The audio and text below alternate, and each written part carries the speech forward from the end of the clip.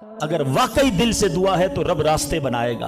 अब मैं आपको एक वाकया सुना, एक डॉक्टर का बड़ा ही जबरदस्त वाकया मैंने किताब में पढ़ा। डॉक्टर अहमद उस शख्स का नाम था। एक कंट्री में वो बड़ा जबरदस्त डॉक्टर था और one of the biggest doctor of that country. हुकूमत ने प्लान किया कि उस डॉक्टर को कंट्री का सबसे बड़ा अवार्ड देना है, सबसे बड़ा इनाम। एक सेमिनार मुकर्रर किया गया, उसको एज अ स्पेशल गेस्ट मेहमान खुसूसी बुलाया गया। कहा दुनिया भर से लोग बुलाएंगे, पाकिस्तान के या उस मुल्क के बड़े लोग आएंगे, आपको गिफ्ट दिया जाएगा, आपको अवार्ड दिया जाएगा। डॉक्टर साहब बड़े खुश कि मेरे एजाज़ में इतनी बड़ी तकरीब। मिसाल देता हूँ, उनकी मंडे को तकरीब थी, संडे को उन्होंने फ़्लाइट बुक कर ली कैपिटल जाने के लिए, दारुल हुकूमत में जाने के लिए। संडे को जब फ़्लाइट टेक ऑफ होती है, बड़े खुश हैं डॉक्टर साहब के लाइफ टाइम एक ऐसा अवार्ड मुझे मिलने वाला है जो पूरी ज़िंदगी में नहीं मिला मुझे। फ़्लाइट टेक ऑफ हुई और जहाज़ जो है वो जैसे ही टेक ऑफ हुआ थोड़ी देर बाद मौसम ख़राब हो गया। जहाज़ में बड़े हिचकोले आने लगे, बड़ी घबराहट इनको हो गई। ऐसा लगा कि जहाज़ कहीं हादसे का शिकार ना हो जाए। कैप्टन ने ऐलान किया कि जहाज़ में कोई फ़नी ख़राबी है, मौसम भी बड़ा ख़राब है, हमें किसी छोटे से एयरपोर्ट पर जहाज़ उतारना पड़ेगा। उस जहाज़ को एक छोटे एयरपोर्ट पर खैरियत से लैंड करवाया गया। सब लोगों ने सुकून का सांस लिया। डॉक्टर साहब परेशान थे कि मुझे आज किसी सूरत भी कैपिटल दारुल हुकूमत पहुंचना है, कल अवार्ड मेरे लिए, सारी दुनिया आनी है और मैं नहीं पहुंच सका। डॉक्टर साहब वेट करते रहे कि अब कब उड़ेगा। एयरपोर्ट के अमले ने कहा कि हुजूर आज जहाज़ नहीं उड़ सकता, ये जहाज़ में ऐसी खराबी है, हमारा एयरपोर्ट भी बहुत छोटा है, हमारे यहाँ कोई टेक्निकल स्टाफ नहीं है, ये कल हो सकेगा।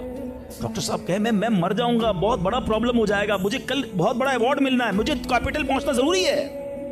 देखें अगर आपने वाकई वहाँ पहुँचना है ना तो इसका आसान हल ये, आप गाड़ी किराए पे लें, जहाँ जाना है वो 6-7 घंटे की ड्राइव है, आप रात तक पहुँच जाएंगे, आप जहाज़ का इंतज़ार ना करें। डॉक्टर साहब को मशवरा समझ आया, रेंट अ कार ली, गाड़ी ड्राइव करना शुरू की। सारे रास्ते में बारिश, बिजली चमक रही है, अकेला ड्राइवर गाड़ी चला रहा है डॉक्टर साहब। अचानक उसको समझ ही नहीं आई, रास्ता पहली बार था, वो किसी अननोन रास्ते पर चढ़ गया, मोटरवे से उतरकर किसी छोटे रास्ते पे चला गया। चलते चलते चलते बारिश ज़बरदस्त, भूख ज़्यादा लगी।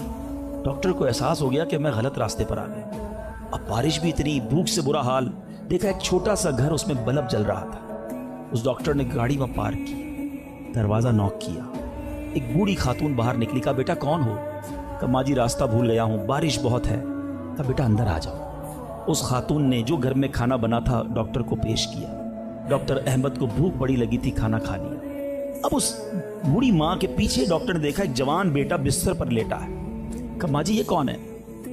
कहा बेटा मेरा पोता है, शदीद बीमार है, मैं गरीब औरत हूँ, मगर मेरे पोते को जो मेरी ज़िंदगी का सहारा, एक ऐसी बीमारी हो गई है, हमारे गांव में मैंने कई डॉक्टरों को दिखाया है, डॉक्टर कहते हैं कि इसका इलाज पाकिस्तान में एक ही डॉक्टर है जिसका नाम डॉक्टर अहमद है, वही कर सकता है।